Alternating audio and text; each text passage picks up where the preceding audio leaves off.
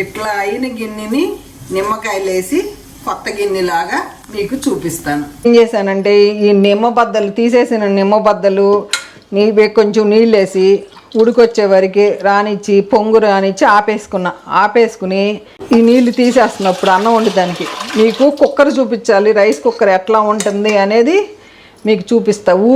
ఇట్లా కడిగి చూపిస్తాను, తర్వాత తోముతా. చూసారా, మచ్చలన్నీ పోయి అసలు ఏమి ఉండదు.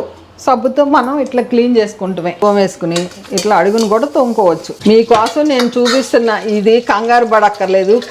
మన కుక్కర్ నల్లగా అయిపోయినా కూడా నిమ్మకాయ, లేకపోతే నిమ్మకాయ లేదనుకోండి వెనిగర్, అంతే కొత్త దానిలాగా వచ్చేస్తుందండి బాబు. ఇదిగోండి, బాగా తుడిసేసుకోండి అడుగున. ఇదిగోండి గిన్నె ఎట్లా ఉందో చూడండి. ఇదిగోండి, ఇది ఎందుకు అంటే మనకి ఇక్కడ తడి ఉండకూడదు. గిన్నెకి తడి ఉంటే, దీనికి తడి ఉంటే ఇబ్బంది.